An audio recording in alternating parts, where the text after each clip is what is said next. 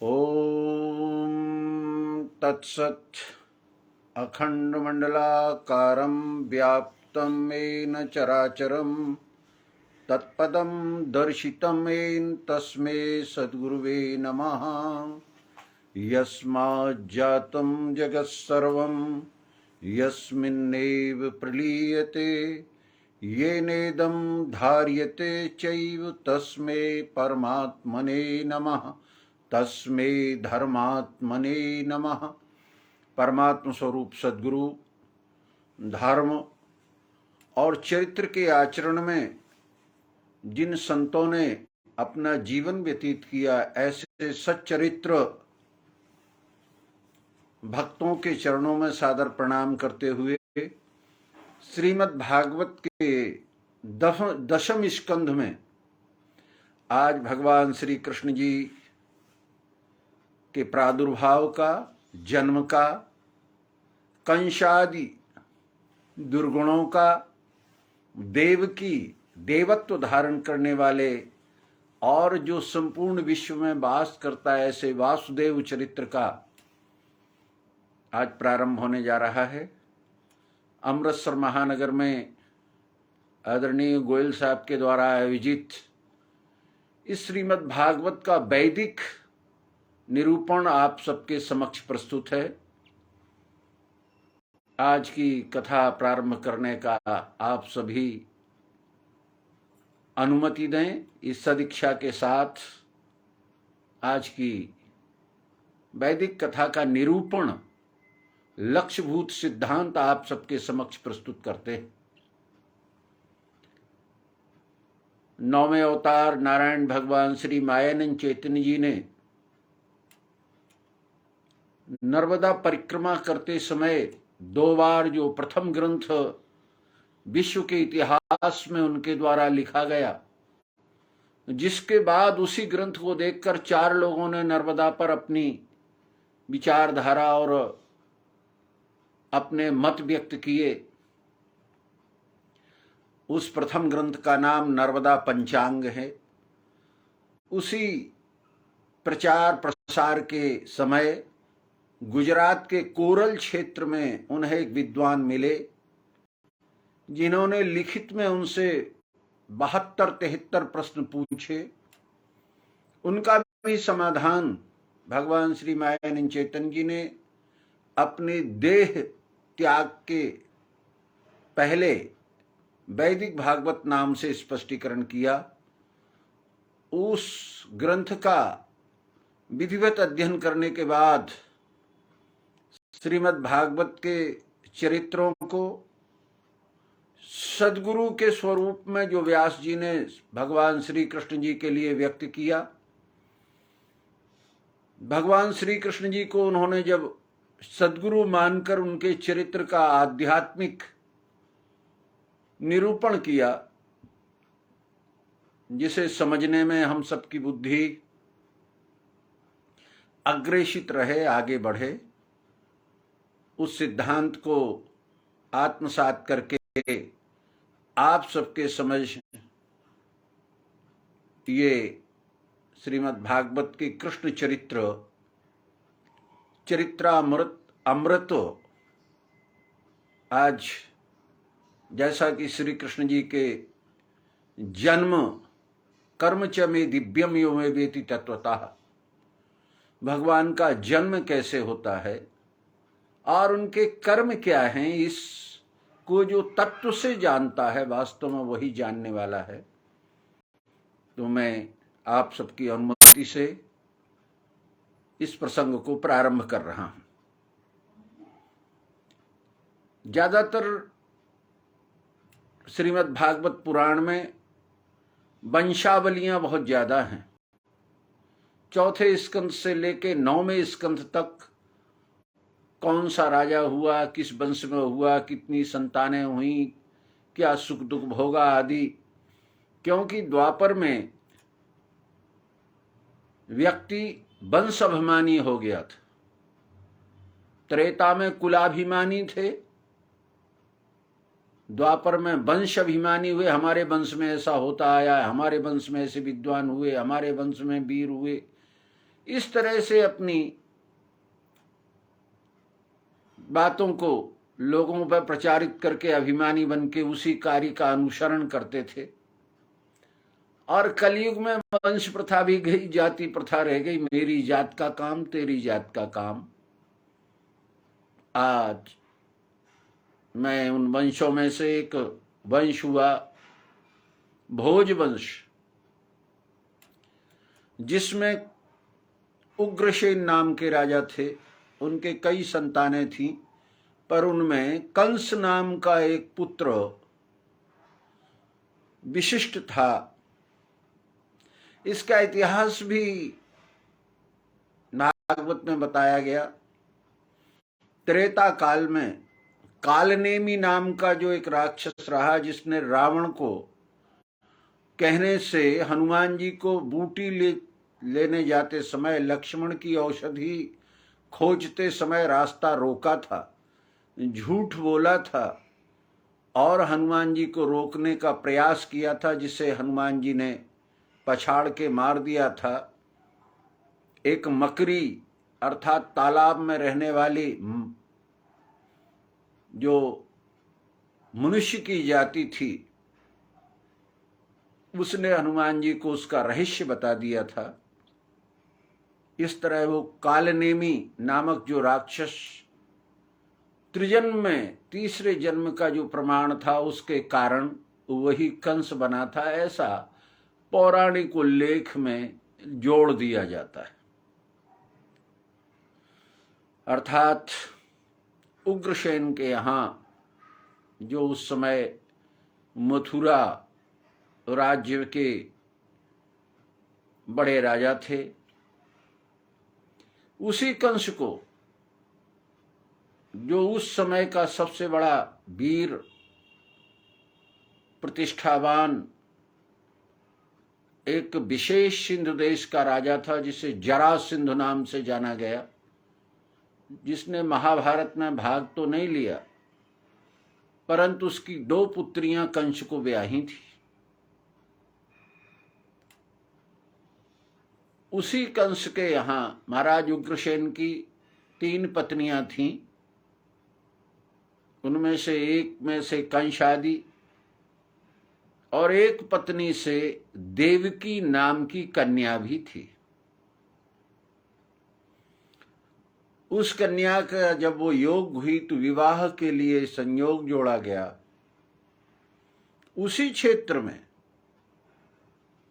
एक वीर चरित्रवान, जैसा कि महाराज दशरथ अपनी बात के लिए प्राण त्यागने तैयार थे, रघुकुल रीत सदा चले आई, प्राण जाएं पर वचन न जाई, उन्हीं को जो मनु थे वही दशरथ हुए, और ऐसा कहा जाता है कि वही वासुदेव हुए। ये भी अपनी बात के दृढ़ प्रतिज्ञ थे। क्षेत्र में ऐसा प्रचारित था कि वो जो कह देते हैं उसे अवश्य करते हैं, पालन करते हैं। इसलिए उग्रसेन ने वासुदेव को अपनी पुत्री का विवाह करना चाहा और विवाह संपन्न हुआ। सभी में उत्साह हुआ। देवकी और वासुदेव जी का विवाह होने के बाद बड़े उत्साह से कंस अपनी बहन को भेजने के लिए चला, ऐसा पुराण में उल्लेख है। खुद ही रथ हाँक रहा था, सारथी नहीं, इतना उसने प्रेम जताया। पर वो प्रेम जताते हुए जैसे ही अपने नगर के बाहर निकला, मथुरा से बाहर आया, तो एक बड़ी ही घनघोर आकाशवाणी हुई। गरजती हुई आवाज में कहा गया कि रे कंस, तू जिस बहन को इतना प्रेम, आदर, सम्मान और योग्यता कर रहा है, उसी का 8वां पुत्र तेरा काल होगा, तेरे वध का कारण होगा। वही तेरे को वध करेगा। ऐसी आवाज सुनते ही कंस उग्र हो गया। उग्र तो था ही। उसने तुरंत तलवार निकाल के अपनी बहन के केस पकड़ लिए और मारने को उद्यत हो गया कि मैं इसी क्षण इसका सिर काटता हूं। ऐसा देखकर वसुदेव जी ने भी अपनी तलवार निकालना चाहिए, वीर तो थे ही, पर विवेक से काम लिया कि मूर्खों को मूर्खता से टकरा जाने से अच्छा है कुछ योग्यता का परिचय दिया जाए, हो सकता है इसमें बदलाव आ जाए। ऐसा सोचने से उन्होंने अपनी तलवार म्यान में की और कंस को बड़ा सम्मान देते हुए कहा, राजन, आप जैसा श्रेष्ठ पुरुष, आप जैसा विद्वान, आप जैसा वीर क्या स्त्रियों पर हाथ उठा रहा है? अरे ये तो अबला है, आपके आश्रित है, क्या कर लेगी? ये आकाशवाणी की सत्यता अगर आप मानते ही हैं तो आप मेरा भरोसा करिए। आप तो जानते हैं कि मैं सत्य प्रतिज्ञ क्षत्रिय हूं। मैं आपको वचन देता हूं, इस देवकी से जो भी संतान पैदा होगी वो मैं आपके पास लाऊंगा, फिर आपकी जो मर्जी। विवेक से, विनम्रता से, योग्यता से उस समय की परिस्थिति को टाल देने में वसुदेव ने अपनी योग्यता का परिचय दिया। कंस भी उनकी बात का भरोसा करके कि ये सत्य प्रतिज्ञ हैं, मारना रुक गया और वसुदेव जी की बात मानकर रथ से तो उतर गया। मन में सोचने लगा कि आकाशवाणी की सत्यता क्या है। ऐसा विचार करते हुए वो तो लौट गया और वसुदेव देवकी के लेके अपने नगर को चले गए। प्रथम पुत्र जब पैदा हुआ तो वसुदेव जी उस पुत्र को लेके कंस के पास आए। उन्होंने कहा, राजन, हमारी प्रतिज्ञा के अनुसार देवकी का ये प्रथम पुत्र मैं तुम्हारे लिए लाया हूं। पुराण में बड़ा सुंदर उल्लेख है। कंस ने देखा उसकी कोमलता, सज्जनता, निर्मल आंखें, निर्विकार देह। कंस ने कहा, ये जरा सा मुझे क्या मारेगा, इसके द्वारा मैं क्या मरूंगा, इसलिए वसुदेव तुम वापिस ले जाओ। और वसुदेव को वो प्रथम पुत्र वापिस किया। कुछ देर बाद श्री नारद जी महाराज वहां आ गए। उन्होंने कहा, कंस कैसा बड़ा प्रसन्न हो रहा है, क्या प्रसन्नता का कारण क्या है? कि मेरा एक भांजा था, आकाशवाणी हुई थी कि उससे 8वां तुझे मारेगा, तो पहला लाया, वो जरा सा बच्चा मुझे क्या मारेगा, मैंने छोड़ दिया। तो नारद ने एक फूल उठा के उसकी पंखुड़ियां गिन के बताई, जिधर से भी गिनो वहीं से 8 होता है। उसकी बुद्धि को भ्रमित कर दिया।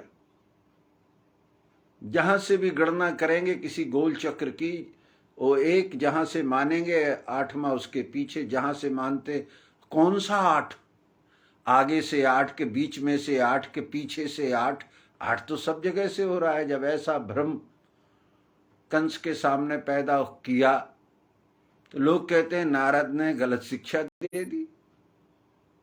ये गलत शिक्षा नहीं है। नारद ने कहा, ये अत्याचारी धीरे धीरे अत्याचार करेगा, जब बालक बड़े होंगे फिर इसका समय आएगा, इसलिए इसको अन्याय के लिए तेजी से, उग्रता से घुमा देना चाहिए। ये तेजी से, उग्रता से अन्याय करने के कारण इसका पाप जल्दी भर जाएगा और मानवता का उद्धार जल्दी होगा। इसलिए इसे अन्याय करने के लिए तेजी से प्रेरित करना चाहिए। जैसे कोई गलत कर रहा हो और अरे तुम्हारे समान वीर कोई नहीं है, तुम तो संसार के सर्वश्रेष्ठ हो, ये चीजें और रह गई हैं, इन्हें और निपटा दीजिए। ऐसा उसको, जो बुद्धिमान होते हैं वो मूर्खों को अहंकार पे चढ़ा देते हैं और वो 2-4 दिन में निपट जाते हैं। नारद ने भी वही प्रयोग किया और कंस को अति अन्याय के लिए प्रेरित कर दिया। उसकी बुद्धि तो वैसे ही मूर्ख थी, और मूर्खों को थोड़ा सा भी और बता दिया जाए तो वो और ज्यादा उग्र हो जाते हैं। तो कंस ने देवकी और वसुदेव को बुलाया और जो प्रथम पुत्र था उसका वध कर दिया और वसुदेव और देवकी को जेल में डाल दिया। आत्मरूप सज्जनों, ये कलयुगी व्यवहारिक जेल नहीं है, जैसा आजकल सारे कैदी एक बैरिक में एक स्थान में भर दिए जाते हैं, हाथ पैर बांध दिए जाते हैं। ये राजाओं की व्यवस्था के अनुसार, जैसे राज सत्ता में जो व्यवस्थाएं होती हैं, जिन लोगों ने ग्वालियर देखा हो, ग्वालियर में औरंगजेब के कार्यकाल में 52 राजा बंद थे। उसमें एक सिखों के गुरु भी उसी किले में वो भी बंद थे।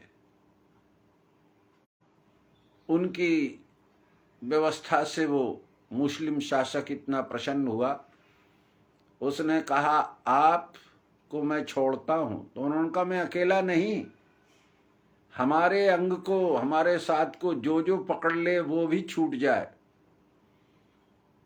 तो उन्होंने कहा जो जो आपका अंग पकड़ के जाएंगे वो भी निकाल दिए जाएंगे। तो उन्होंने ऐसा लिखा है कि 52 कली का कुर्ता सिमवाया, एक कुर्ते में 52 प्रकार के कपड़े का अंगरखा बनवाया और उसमें 52 बंदी राजा जो है वो बंद थे, उन सबको एक एक कुर्ते का कोना पकड़ा दिया 52 ने, इतना लंबा। इसलिए उन्हें दाता बंदी छोड़ नाम से जाना जाता है। वो इतना बड़ा ग्वालियर का किला राजाओं का बंदी खाना था। इसलिए कंस के यहां भी जब वसुदेव और देवकी एक किले में नजरबंद कर दिए गए, ना कि उनके हाथ पैर रस्सियों से बांध दिए गए, नजरबंद कर देना ही राजाओं की कैद कहलाती है। शिवाजी के लिए भी इसी तरह लिखा है कि औरंगजेब ने उन्हें एक किले में कैद कर दिया था, पर वो मिठाई की टोकरी में बैठ के निकल गए थे। ऐसे ही वसुदेव और देवकी को एक मथुरा के सुरक्षित किले में बंद कर दिया गया। कुछ समय बाद उनके दूसरा पुत्र हुआ, उसका भी वध, तीसरा हुआ, उसका चौथा, पांचवा, छठवें पुत्र तक। इसका वैदिक हिसाब से भी अर्थ लगा सकते हैं। व्यवहारिक दृष्टि से तो संतान है ही, पर अज्ञान तिमिरांधस्य ज्ञानांजन सलाखया, अज्ञान को मिटाने के लिए ज्ञान की अंजन की जो सलाख विचार होती है, उसमें षड विकार, 6 प्रमाण, 6 कल्पनाएं,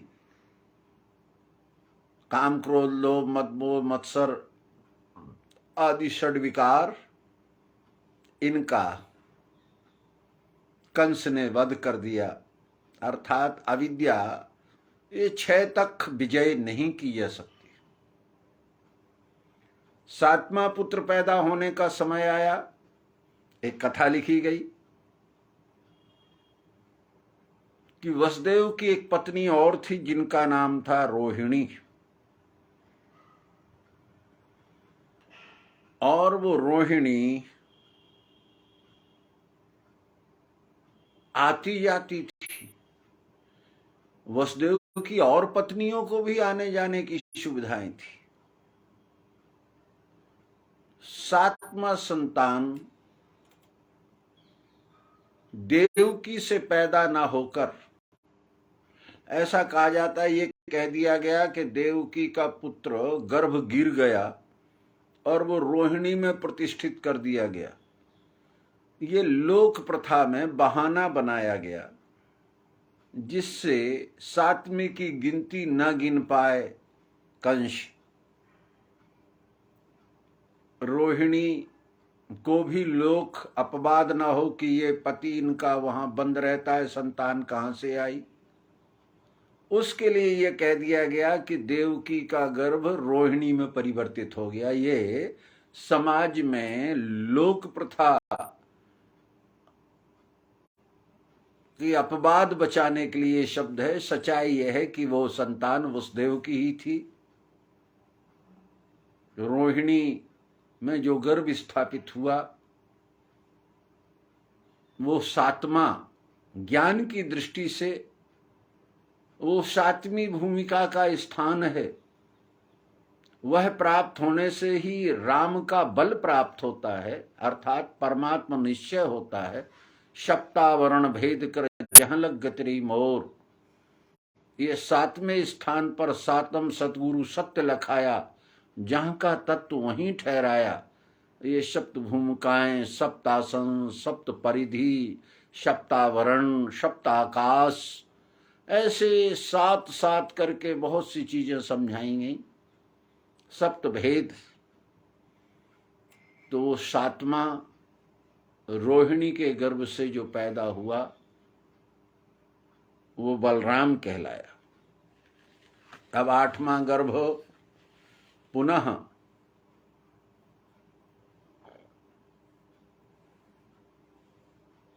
जब देवकी ने धारण किया, उस गर्भ के बारे में ये लिखा कि वसुदेव और देवकी ने जब देखा कि हमारे यहाँ चतुर्भुजी स्वरूप धारण करके विशिष्ट प्रकार से अति योग्यतावान भगवान जन्म लेना चाहते हैं, ऐसा कैसे होता है। इतने दिन बाद जब आकाशवाणी लोगों की बात सुनी कि तुम्हारे घर में ही कोई वीर पैदा होगा, तुम्हारे यहाँ जरूर कोई ना कोई योग्य व्यक्ति, वो ही सब निपटा सकता है, वो ही बदला ले सकता है, वही संसार सुधार सकता है। ऐसा आज के समय में पार्टियों में बोला जाता, तुम्हारी पार्टी ही देश को सुधार सकती है, तुम्हारे लोग ही आगे जा सकते हैं, तुम्हारी सेना ही विजयी हो सकती है। इसी तरह वसुदेव को भावना थी कि लोग कहते हैं कि तुम्हारे यहाँ से ही ये कंस का विरोध पैदा होगा और इसका अन्याय अत्याचार नष्ट किया जाएगा, आप आगे बढ़ो, हम तुम्हारे साथ हैं। ऐसी जो कलयुगी भाषा है, वही भावना के अंतर्गत वसुदेव और देवकी को भी अपना आठवां पुत्र भगवान के रूप में दिखाई दिया और उन दोनों ने बड़ी सुंदर प्रार्थना की। ऐसी धारणा होगी तो ही भगवान हमारे घर में पैदा होगा। ये शिक्षा देना चाह रहे हैं सुखदेव जी महाराज। क्या देना चाह रहे हैं? वासुदेव और देवकी ने एक स्तुति की कि हे भगवान, आप ही इस विश्व के सनातन वृक्ष हैं। ऊर्ध्वं मूलम अधः शाखा अश्वत्थम प्राहुर्वयम् छन्नांसि यस्य पर्णानि यस्तम वेद सह वेदविद। भगवत गीता के 15वें अध्याय, जिसे पुरुषोत्तम योग कहते हैं, पुरुषोत्तम योग ही बताने के लिए अवतार इस धराधाम पर आते हैं।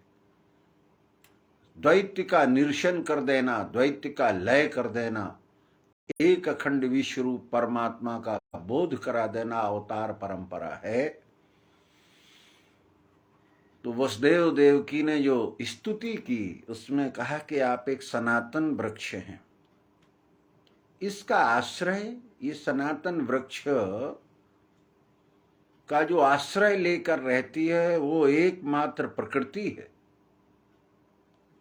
इस प्रकृति के दो फल हैं, सुख और दुख। प्रकृति में, पुरुष में तो आनंद रूप है, वो सच्चिदानंद है, पर प्रकृति में कर्मानुसार दो चीजें प्राप्त होती हैं, उन्हें सुख और दुख कहते हैं। इसकी 3 जड़ें हैं जिनसे ये फलती फूलती है। उसका नाम है सतोगुण, रजोगुण, तमोगुण। यही प्रकृति के 3 जड़ें हैं। इन्हीं कर्मों के अनुसार वो फलती फूलती है। इसके 4 रस हैं इस वृक्ष में। वो हैं धर्म, अर्थ, काम, मोक्ष। ये 4 प्रकार के इसमें रस हैं। जो हम भोजन करते हैं ना, खाद्य, चौसलेह, पेय, ऐसे ही धर्म, अर्थ, काम, मोक्ष इसके रस हैं। अब इनमें से कौन रस ले रहा है? कोई धर्म का, कोई अर्थ का, कोई काम का, और जो तत्वदर्शी हैं वो मोक्ष का। इसे जानने के 5 प्रकार हैं। श्रोत्र, त्वचा, नेत्र, रसना और नासिका। स्थूल इन्हीं से जाना जाता है। इसके 6 स्वभाव हैं। अस्ति, जायते, वर्धते, विपरिवर्धते, अपक्षीयते और विलेयते। इसका अर्थ होता है अस्ति यानी है से होता है, जायते पैदा होना, रहना, बढ़ना, बदलना यानी घूमना, घटना और नष्ट हो जाना। ये 6 इसके स्वभाव है, होते ही रहते। कोई भी चीज है से होती है, जिसको जन्म दिखता है, फिर वो बढ़ती है, फिर कहीं बढ़ के फिर नीचे को घूमती है, फिर घटने लगती है और आखिर में फिर विलय हो जाती है। वर्धते, विपरिवर्तते, अक्षीयते और विलीयते, ये उसके स्वरूप हैं। इस वृक्ष की छाल 7 धातुओं की रसा, श्रृंग, मांस, मेद, अस्थि, शुक्राणु धातुवः। इसमें रस, रक्त, मांस, मेद, अस्थि यानी हड्डी, मज्जा और शुक्र, ये ही इसकी छाल है। जैसे वृक्ष की छाल काट दी जाए तो वृक्ष सूख जाता है, इसी प्रकार से ये 7 धातुएं अगर इसके साथ ना हो तो ये देह नष्ट हो जाता। इसकी 8 शाखाएं हैं। पृथ्वी, जल, अग्नि, वायु, आकाश, मन, बुद्धि और अहंकार। ये प्रकृति की 8 शाखाएं। इसी वृक्ष में 9 दरवाजे हैं। वो देह दृष्टि से 2 कान, 2 आंख, 2 नाक, मुंह, ये 7 मल और मूत्र, ये 9 दरवाजे हैं। इसमें 10 प्रकार के पत्ते हैं जो प्राण हैं। व्यान, अपान, उदान, समान, कृकल, देवदत्त, धनंजय, नाग और कूर्म, ये 10 प्रकार के प्राण ही पत्ते कहे गए, जो झड़ जाते हैं, सूखा हो जाता है पेड़, नए निकल आते हैं। और इस वृक्ष पर 2 पक्षी बैठे हैं, एक जीव और दूसरा ईश्वर। एक कर्म फल का भोक्ता है और एक उसका दृष्टा है।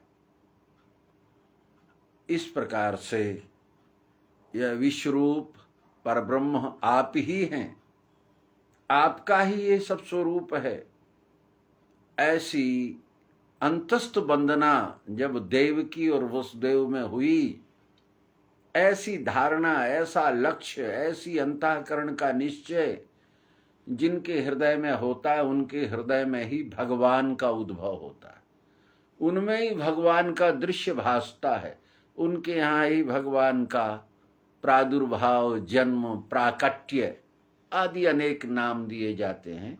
पर कम से कम हमें भगवान के सिद्धांत का लक्ष्य तो हो। अब लक्ष्य ही नहीं जिसे परमात्मा का, भगवान का, तो भगवान उसके यहाँ से कहाँ आएंगे।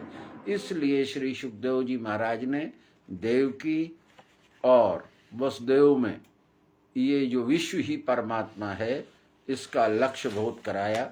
और लक्ष्य होने से भगवान यशोदा के गर्भ में अर्थात देवकी के गर्भ में आए। अब थोड़ा सा विवेक से कुछ बातें और बताना जरूरी है।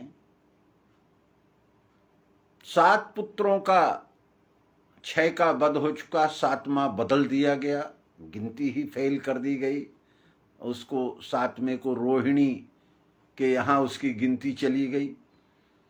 और 8वां जब देवकी के यहाँ हुआ तो ये निश्चित किया गया कि इसे बचाना है। प्रकृति की व्यवस्था में रोहिणी ने ये व्यवस्था की। रोहिणी गोकुल में रहती थी और गोकुल में रह के उन्होंने धीरे धीरे, वो भी राजपुत्री और राजरानी थी, वसुदेव की पत्नी थी, एक संतानवती भी हो गई थी। उन्होंने योजना बनाई कि किसी प्रकार से ये 8वें पुत्र को बचाया जाए। क्या योजना की जाए?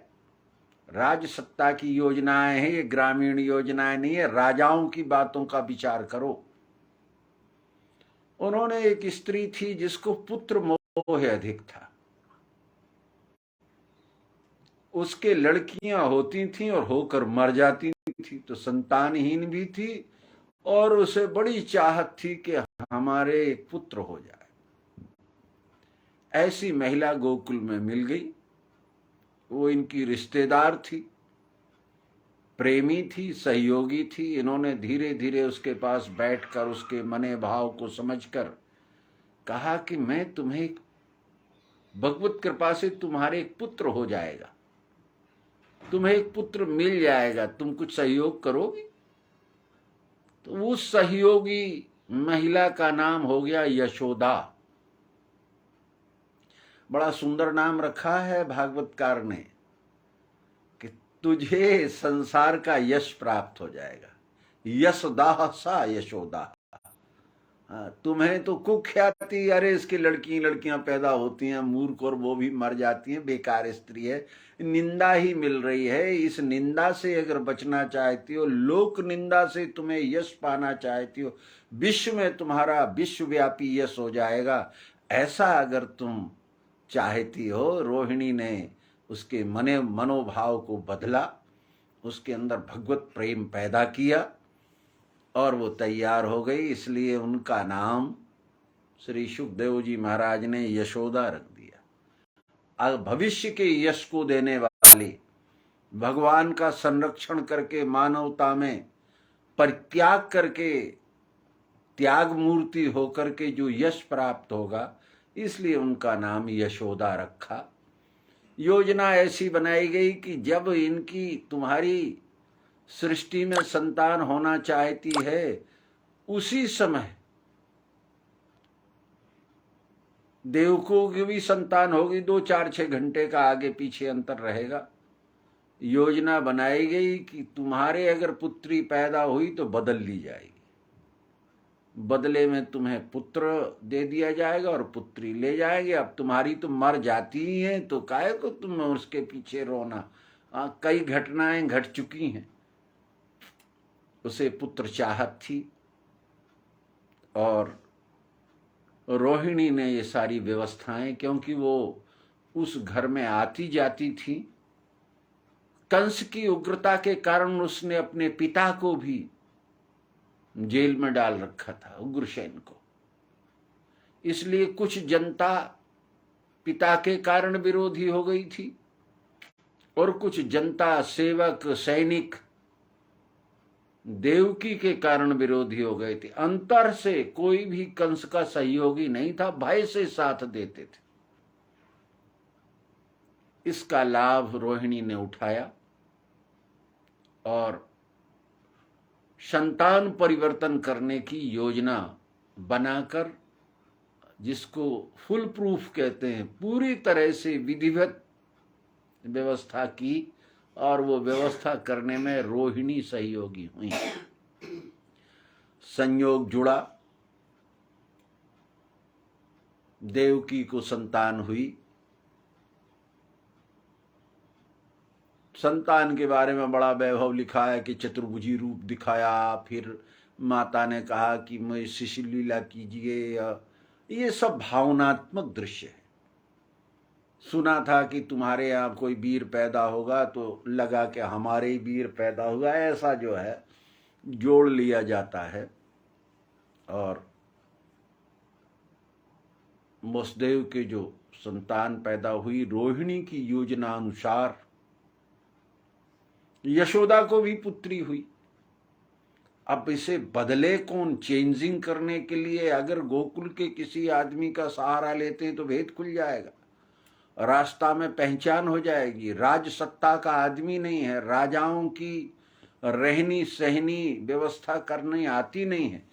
तो उस योजना में वसुदेव को शामिल किया गया कि एक आध 2-4 घंटे, आधा घंटे, एक दिन का भी अंतर अगर रहेगा तो भी जब देवकी को संतान पैदा हो, अब उस भीतर कौन देखने जाएगा? वो तो चारों ओर से सुरक्षित किला है, तो तुम्ही को लेके आना पड़ेगा, हम लोग तो बदलने पहुंच नहीं सकते।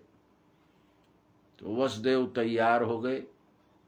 जैसे ही संतान हुई, देवकी को उन्होंने समझाया कि तुम्हारा पुत्र को सुरक्षित रखने की व्यवस्था की जा रही है, मैं इसे लेके जाऊंगा। और लोगों ने बड़ी कल्पना कर दी कि टोकनी में रख लिया। कुछ लोग एक वो गेहूं फटकने का एक सूप होता है, बोले उसमें रख लिया। जैसे ही रखा तो उनकी हथकड़ियां बेड़ियां खुल गईं, किले के दरवाजे खुल गए, सारे ताले टूट गए और जो पहरेदार है सो गए, ऐसा सुनाया जाता है। पर व्यवस्था ये थी कि रोहिणी ने हरेक को अपने पक्ष में मिला लिया था, और जनता पहले से ही जो फौजी, जो सैनिक, जो जनता थी वो कंस विरोधी थी। वो 6 वध कर चुका था, इसलिए लोगों ने कहा ये मूर्ख जरा जरा से बच्चों को मारता है, ये तो अन्यायी अत्याचारी है। इतने समय में उसका अत्याचार का और अधिक स्वरूप बन चुका था। अर्थात सैनिकों ने बहाना किया, दरवाजा खोल दिया, वसुदेव को संतान ले जाने के लिए बाहर निकाल दिया। कहते हैं बाहर निकले, भाद्रपद था, भादों की अष्टमी, घनघोर आकाश में बादल छाए थे, बिजली कड़क रही थी, थोड़ी थोड़ी बूंदें पड़ रही थी, वर्षा हो रही थी। जैसे ही बाहर निकले तो बोले शेषनाग ने अपना फन फैला के उनके ऊपर छाया कर दी। अरे जरा समझने की योग्यता तो लगाओ, इधर तुम गाना गाते हो कि धरती शेषनाग के सिर पे धरी है। अब अगर शेषनाग फल फैलाएगा, धरती के ऊपर आ जाएगा, धरती अपने आप डूब जाएगी। बुद्धू कुछ तो अकल लगाओ। पर उसका अर्थ है शेषनाग ने छाया की, अर्थात नागवंशी लोगों ने उस व्यवस्था कार्य में सहयोग दिया कि युद्ध से लेकर के जो भी परिस्थितियां आ जाएंगी हम आपके सहयोगी होंगे, इसलिए आप चिंता मत करिए। और उन्होंने वसुदेव को गोकुल तक पहुंचाने की जवाबदारी ली थी। यह है नाग में शेष, यानी अब ज्ञान की दृष्टि से शेष कहते हैं अक्षर को, शेष कहते नेति नेति कहकर, ना इति, ना ये नहीं, इतना ही नहीं, ऐसा नहीं, इंद्री है नहीं है, मन है नहीं है, बुद्धि है नहीं है, चित्त है नहीं है, तो फिर हो क्या? न मैं देह नहीं हूं, मैं इंद्रियां नहीं हूं, मैं मन नहीं हूं, मैं बुद्धि नहीं हूं, चित्त आदि नाम, मैं चित्त भी नहीं हूं, तो फिर हो क्या? केवलो शिवो हम, जो केवल शिव है, कल्याण रूप है, वो उसे शेष कहते हैं। वह सबकी रक्षा करता है, वो अविनाशी तत्व, उसी की उपमा हजार, मेरा हरि है हजार हाथों वाला, हजार फन वाला, यानी सर्वरूपी। तो नागवंशी लोगों ने उस सर्वरूपी परमात्मा ने व्यवस्था कर दी, और वो व्यवस्था के साथ चले। थोड़ा आगे चले तो पानी बहुत गिरा था, तो यमुना में बाढ़ आई थी। अब गोकुल उस पार कैसे जाएं? तो पौराणिक कथन है कि यमुना बढ़ी, घुस गए वसुदेव। कृष्ण जी ने देखा कि यमुना बढ़ती जा रही है, तो उन्होंने उस टोकनी में से अपना पांव लटका दिया, और यमुना जी ने जैसे ही वो पैर छुआ तो वो घुटने घुटने हो गई। ये पौराणिक लेख है। इसके व्यवहारिक और आध्यात्मिक दोनों अर्थ हैं। उस जगह से वसुदेव को निकाला गया, व्यवस्था बनाई गई। लोग जानते हैं कितनी बड़ी नदियां हैं, पर बहुत सी जगह ऐसी होती हैं जहां पर हर समय आदमी व्यक्ति पार हो सकता है। मैं ऐसी 2-4 नदियों को जानता हूं। यहां तक कि मैं चंबल क्षेत्र में भी कुछ घाट में जानता हूं जो पांज कहलाते हैं, अर्थात जिनमें व्यक्ति कमर और सीने से घुस के पार हो जाता है, और कहीं कहीं उनमें बहुत गहराइयां हैं। तो वसुदेव को वो रास्ता बताया गया जहां यमुना उथली थी, आदमी घुसकर उस पार जा सकता था, वो मार्ग। पर इसका जो आध्यात्मिक पक्ष है उसमें कृष्ण जी ने अपना पैर लटका दिया। यमुना बढ़ रही थी, यमुना यानी कर्म मार्ग। कृष्ण के पहले लोगों का कर्म मार्ग बढ़ा हुआ था। हर आदमी अपने को कर्ता समझ के कुछ ना कुछ कर्म, यमुना को कर्म कहते हैं, गंगा को ज्ञान कहते हैं। कर्म मार्ग बढ़ा हुआ था। कर्म तो सब करना चाहते हैं, पर अज्ञान से कर्म करने के कारण उनका फल सुख और शांति नहीं प्राप्त होती है। इसलिए भगवान श्री कृष्ण ने अपना पैर लटका दिया कि ये मेरे बताए रास्ते पर चलो, ये ज्ञान है तो तुम्हारा कर्म सफल होगा। इसलिए ज्ञान कर्म संयुक्तम, ज्ञान कर्म पृथक माने अज्ञानी पंडित नहीं। ये कृष्ण का पैर लटकाना है जो रूपक कथा के रूप में वर्णित किया गया है। और यमुना पार हो गए। अब इस तरफ तो कृष्ण ने पैर लटकाया था, उधर से आएंगे तो काहे से निकलेंगे। पर अब लोगों की बातों का क्या, बातें तो बातें ही हैं। वहां गए, पूर्व से रोहिणी की तैयारी थी। यशोदा जानबूझकर सोई हुई थी, करवट लिए हुए। उस स्थान पर बालक को लेटा दिया गया और रोहिणी उस बालिका को लाके वसुदेव को दे दिया।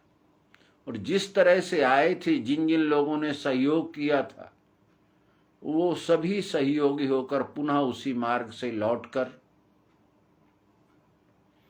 जिस नौका के द्वारा यमुना पार की थी, जिस स्थान से गए थे, जो लोग उनके साथ गए सुरक्षा के लिए, वो जब अपने नजरबंद करे हुए किले के अंतर्गत आ गए तो जैसे के तैसे दरवाजे बंद कर दिए गए, ताले लगा दिए गए, और जहां ये लोग रह रहे थे वहां आकर वो बच्ची में जानबूझ के रुदन करवा दिया गया।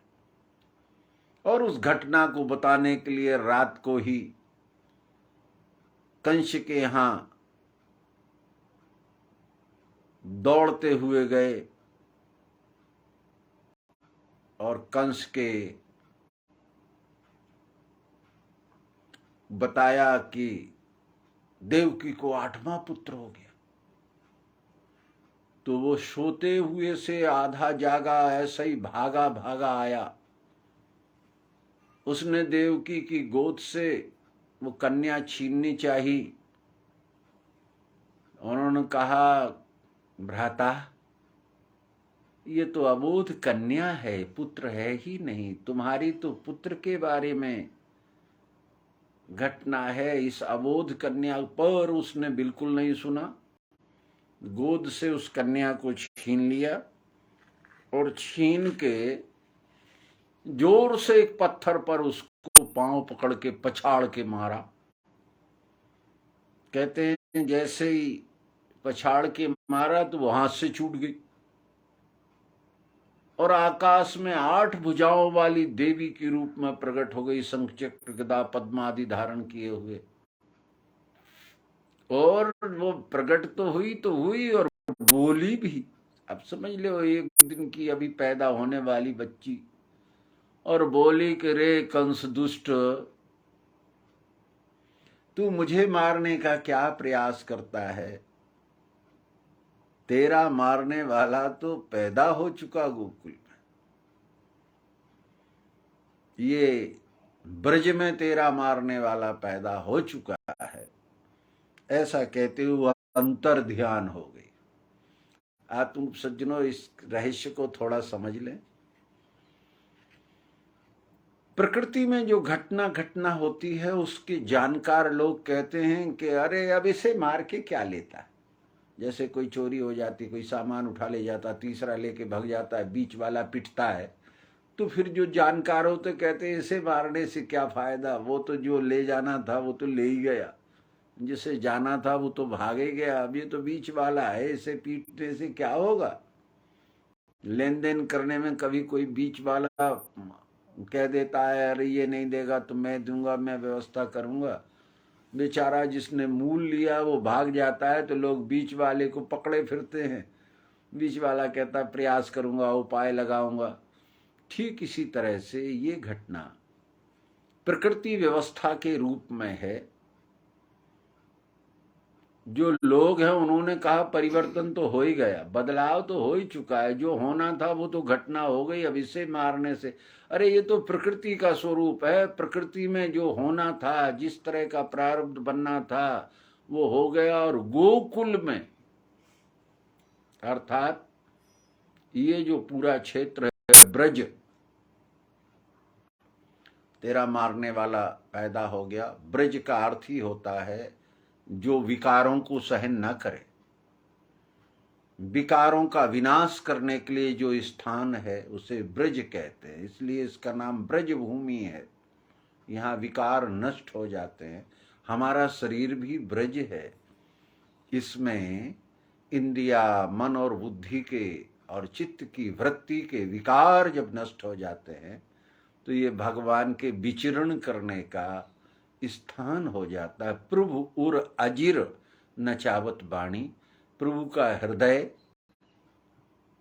हमारा हृदय प्रभु का आंगन बन जाता है और वो ज्ञान बन के वाणी पर नाचने लगते हैं, वाणी से व्यक्त होने लगते हैं, आदि आदि। इस तरह से वो देवी आकाश में व्याप्त हो गई, अर्थात वो विचार, वो लक्ष्य, वो लोगों के मन की धारणाएं, वो प्रकृति की व्यवस्था, प्रारब्ध का दृश्य, ये सारे नाम उस एक ही देवी के हैं और वो अव्यक्त हो गई। ऐसा जब हुआ तो रात को ही कंस ने मंत्रणा बुलाई, अपने मंत्री बुलाए, तो जैसा राजा यथा प्रजा, मंत्री भी जैसे रावण के थे, उन्होंने कहा क्या बानर अनर आएंगे तो और भोजन और हो जाएगा, रोज भूंज के खाएंगे। ऐसे ही कंस के मंत्रियों ने कहा कि एक काम करो राजन, अगर लड़का हो ही गया है, अगर क्षेत्र में पैदा ऐसा आपको सूचना लग रही है, आपको प्रकृतिवान लोगों ने कहा है कि अरे राजन जो होना था वो तो हो ही गया, आखिर कुछ ना कुछ हवाएं तो फैल ही जाती हैं, कितनी सूक्ष्मता से किया जाए, प्रकृति में पता तो कुछ चल ही जाता है, स्थायी भले ही ना चले। तो मंत्रियों ने और कंस ने मिलकर कहा कि 10 दिन के जितने बच्चे हों उन सब का वध कर दिया जाए, पर अगर छीन के वध करते हैं तो जनता विरोधी हो जाएगी, जनता विकृत हो जाएगी, जनता इसकी, और राज्य में वैसे ही अराजकता है और आप किसी के संतान छीन के मारेंगे तो जनता और आपका विरोध कर जाएगी, फिर बड़ा कठिन होगा राजन। इसलिए कोई योजना बना के पुत्रों को मरवाइए, किसी योजना से इन पुत्रों का वध कराने का कोई उपाय निकाला जाए। वो उपाय में कहीं जहां बल चलता था, जहां लोग कमजोर थे, उनके तो संतानें छीन के मार दी, पर जब अति विरोध होने लगा तो फिर योजना से काम करने लगे। और उस योजना में एक विशिष्ट राक्षसी, जो देखने सुनने में अति सुंदर थी, हृदय राक्षस होता है, देह नहीं। देह तो विशिष्ट प्रकार का सुंदर, आकर्षण, लावण्यमय, ऐसी जो स्त्री थी उसका चयन किया गया उस स्त्री ने घरों घरों जाना, बच्चों को गोद में लेना, स्तनपान कराने की चेष्टा करना, और जो पी ले उसमें जहर लगा होता था और उस जहर से वो बच्चे मर जाते थे। तो लोग समझते थे कोई डायन, कोई भूतनी, कोई हवा, कोई जादूगरनी, कोई और कहीं की, वो आकर के गला मरोड़ के चली जाती है। ऐसी लोगों में ख्याति फैली थी, अपने अपने बच्चों को छुपा के रखते थे। उस स्त्री का नाम रखा गया पूतना। पर ज्ञान दृष्टि से समझना है। आत्म सज्जो, कृष्ण जब 6 दिन के हो गए तो अब यहां से अवतार परंपरा प्रारंभ होती है, यहां से देह परंपरा समाप्त होती है। जो लोग केवल देह मानेंगे, उनको एक स्त्री आई, उसने स्तन में जहर लगाया, कृष्ण जी को पिलाया, कृष्ण जी ने जहर के साथ उसके प्राण पी लिए, हो गया पूतना वध। ये लोक कथा में प्रचलित बातें हैं। पर कृष्ण जी को ब्रह्म विद्या प्राप्त करने के बाद जो 6 दिन बीते थे, यहां से मनन प्रारंभ होता है। जैसे भगवान श्री राम का अयोध्या से निकलने के बाद सर्वप्रथम ताड़का से परिचय होने पर उनका भगवान पद सिद्ध हुआ, ठीक इसी तरह से भगवान श्री कृष्ण जी का पूतना से संपर्क होने के कारण, पूतना वध से, पूतना के प्राण हरण से, पूतना को निर्विकार कर देने से भगवान पद की शुरुआत होती है। यहां से भगवान पद प्रारंभ होता है। इसलिए पूतना, पुरुषार्थ करने पर भी जिसमें कुछ भी प्राप्त ना हो, इसलिए उसका नाम रखा पूतना। वो अविद्या है।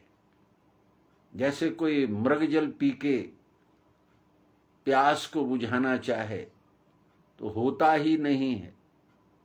आकाश पुष्प से भगवान शिव की पूजा करना चाहे तो संभव ही नहीं है।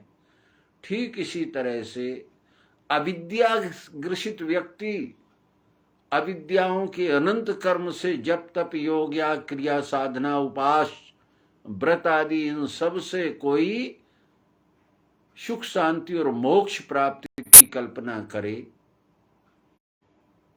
तो वो कभी संभव नहीं है। इसी का नाम है पूतना। अब वहां भाषा लिखी गई कि उसने स्तनों में जहर लगाया था। जहां बच्चा दूध पीता है, यह जीव ही बच्चा है, और इस तन में जहर लगा दिया। ये जो प्रकृति का दृश्य विराट दिखाई दे रहा है, परमात्मा का जो ये तन है, शरीर है, वो यही है, आदि अंत मध्य है, जिसे हम विराट कहते हैं। इसी के साथ दुर्व्यवहार करने से, इसी तन में विकार करने से, इसके साथ कर्म की त्रुटि करने से इसी तन में जहर लगा हुआ है। इस तन में जहर, ये जो आदि अंत मध्य है दिख रहा है, पृथ्वी जल अग्नि वायु आकाश सत्र स्तंभ, इसमें प्रदूषण का, विकार का, दोहन का, चरित्र का, इसके साथ हरण का, व्यभिचार का, कितने जहर इसमें लगा दिए गए हैं। अर्थात परमात्मा का जो स्थूल दृश्य है, उसी को तन या शरीर कहते हैं, उसमें जहर लगा हुआ है, विकार लगे हुए हैं, और वही अविद्या है। उन्हीं विकारों से हम सत पाने का प्रयास करते हैं, जो संभव नहीं है। ऐसी पूतना का बड़ा सुंदर वर्णन किया गया। उस अविद्या का, वो बड़ी सज बज के आई, घर घर घूमी, बड़ी सुंदर स्वरूप बनाए हुए, तो यशोदा के घर में भी घुस गई। रानी ने देखा कि अरे एक सुंदर महिला आई है, गोद में खिलाना चाहती है, बच्चा गोद में लेकर के उसने प्यार दुलार दिखाया। स्तन पिलाना चाहा, भगवान ने उसके स्तनों के साथ प्राण भी खींचना शुरू कर दिए। वो भगवान को लेके आकाश में उड़ गई। देखो कैसी विचित्र भाषा लिखी गई। भगवान भी उससे चिपके हुए आकाश में चले गए। आखिर में जब उसके प्राण खिंचे तो वो 6 कोस में गिरी। धरती में जब गिरी तमाम पेड़ वृक्ष टूट गए, लंबाई चौड़ाई 6 कोस में गिरी और सारे लोग दौड़े। कृष्ण उसके छाती पर जीवित मिल गए। यशोदा ने उठा लिया। गोकुल के लोग कुल्हाड़ा लेके आए, उसको काटा गया क्योंकि 6 कोस तक पड़ी थी। उसके टुकड़े किए गए, फिर जलाया गया। उसके जलाने से चंदन जैसी सुगंध निकली, ऐसी इस पुस्तक में वर्णन है। तुम सज्जनों, मांस को जलाओगे तो क्या चंदन जैसी खुशबू निकलेगी? 6 कोस तक हाथ पांव लंबे हो गए उसके।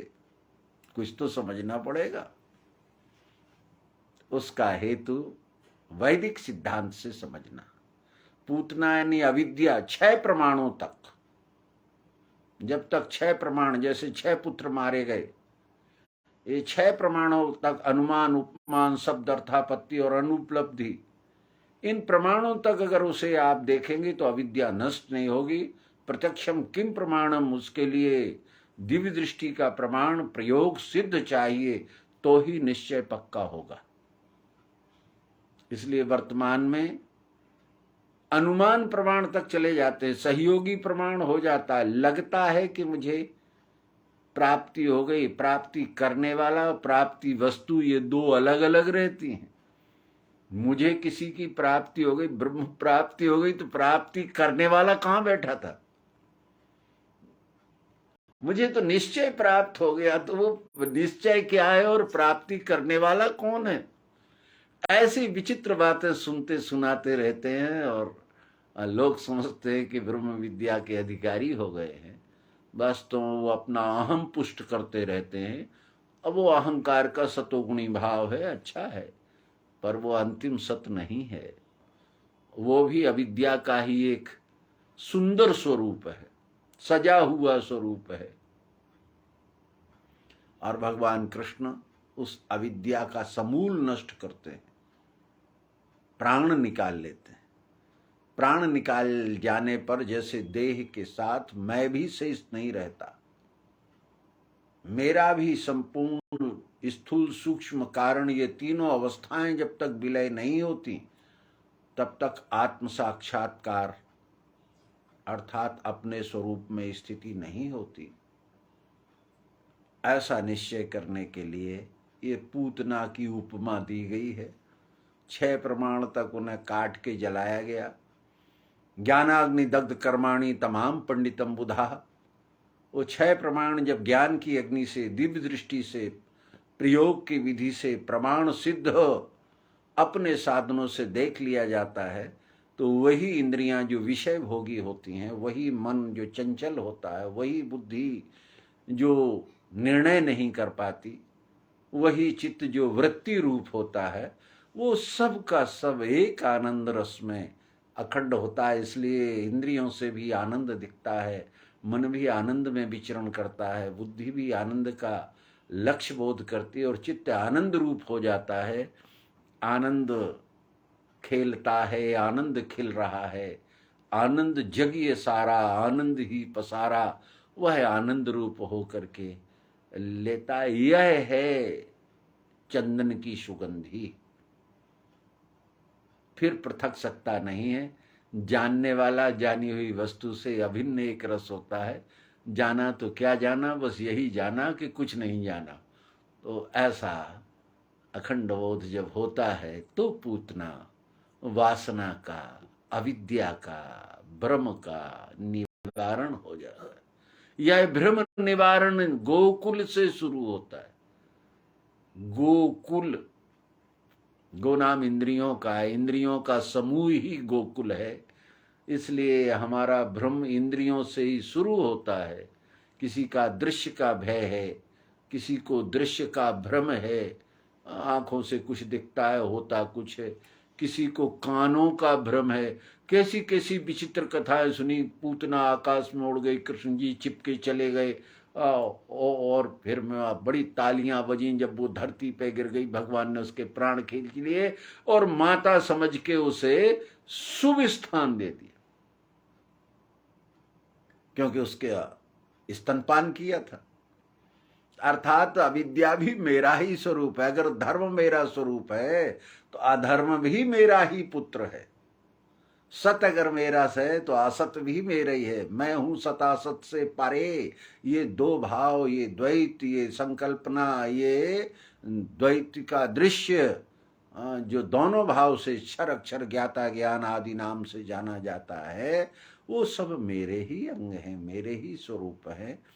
ऐसा बोध कर देने के बाद पूतना का अर्थात अविद्या का निवारण होने के बाद अब भगवत ज्ञान, यहां से अवतार पद की सिद्धि, अवतार के मनन की दशाएं, भगवान में क्या क्या संकल्प और संस्कार पैदा होते हैं, वो हम सब अपने चरित्र में जरूर देखें तो इस कथा का, ये श्रीमद् भागवत के रहस्य का ठीक प्रतिपादन होता है। अपनी अपनी पूतना, अपनी अपनी अविद्या, अपने अपने भ्रम, अपने अपने आदि कुसंस्कारों का विनष्ट करवाइए, भगवान के सिद्धांत को हृदयंगम कीजिए। अविद्या को वो पान कर लेते हैं और विद्या अमृत सुनते, और वो विद्या की स्थापना में क्या करना है, यहाँ से अवतार अपनी सिद्धि कर रहे हैं, और ये सिद्धि हमारे मनन में भी अगर उपयोगी हो जाए तो कथा का सार, कथा सुनने का, समझने का जो हेतु है, जिसके लिए महाराज परीक्षित अभय हो गए, देह दृष्टि छूट गई, आत्म दृष्टि में स्थिति हो जाने की जो परंपरा है, उसका यहां लक्ष्य पुनः प्रारंभ होता है। गोकुल में पूतना के बाद लोग सावधान रहने लगे। बड़ी व्यवस्थाएं कर दी गई कि अनेक लोग ना आए, तो ये इंद्रियां सावधान रहने लगी कि इनमें विकार प्रवेश न कर पाए, अखंडता से खंड में हमारा प्रवेश ना हो। बार बार ये जीव देह दृष्टि से खंड की ओर भागता है, और खंड खंड देखे सो खंडित, अखंड सम देखे सो पंडित। ऐसा लक्ष्य गोकुल में, इंद्रियों में, मन में, चित्त में, बुद्धि में स्थिर हो। इस परंपरा को ठीक से समझते हुए नंद बाबा अपना टैक्स कर देने के लिए धन लेकर मथुरा की ओर गए। याद रखें, मथुरा में कंस रहता है, तो मथुरा राम का राज्य बिगाड़ती है। दोनों का बड़ा संयोग है। मन के विकारों का नाम ही मथुरा है, और मन के विकारों में संशय पैदा कर देने का नाम ही मंथरा था। मन न स्थिरा स मंथरा। मन ईश्वरीय थरा, मन में ईश्वरीय भाव जब ना हो तो वो मथुरा हो जाती है, वहां कंस वास हो जाता है। तो नंद बाबा जो आनंद का प्रतीक है, जो यशोदा यश देने में सहयोगी हैं, जो परमात्मा को प्राण से ज्यादा प्रिय हैं, ऐसे संसार रूपी टैक्स चुका रहे हैं। संसार की कल्पनाओं का, संसार की भावनाओं के टैक्स को चुकाने के लिए वो मथुरा कंस के यहाँ जाते हैं। कंस यानी बंधन, कंस यानी कोष, कंस यानी विकार। ऐसे समय में वो एक छकड़ा गाड़ी, जिसको कहते हैं बैलगाड़ी, गांव में वही होती है, उसके नीचे एक झूला डाल दिया गया छाया में, और भगवान कृष्ण को उसमें लेटा दिया गया। और सब गोपियाएं अपनी व्यवस्थाओं में लग गईं घरेलू। कृष्ण जी को ऐसा लिखा है कि कृष्ण जी को भूख लगी, वो रोए।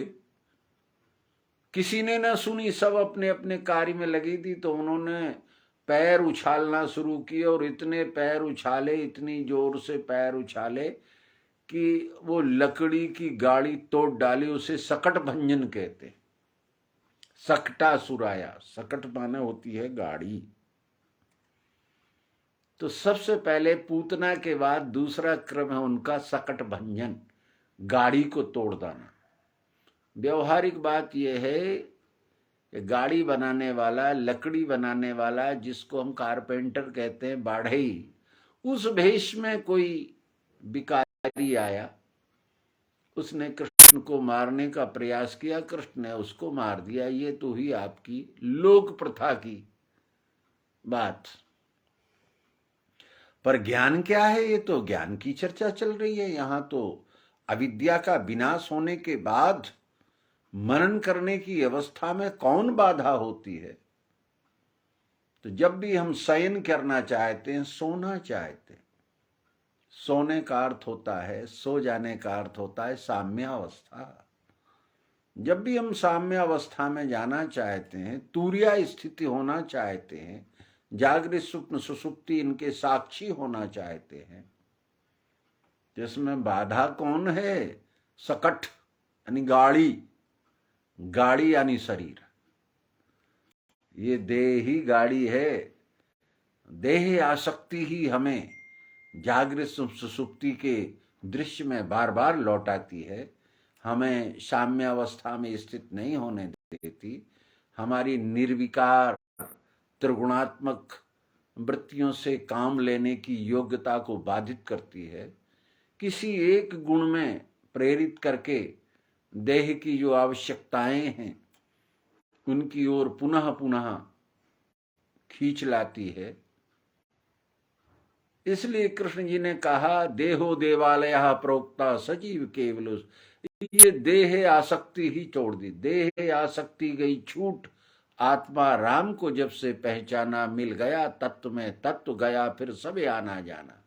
ये देह ही तो हमें पृथक किए हुए है। देह ही सबसे अलग, सबसे रचना, भूख प्यास की उर्मियां, इसके देह के कारण मैं तू का भाव, इन सब का कारण कौन?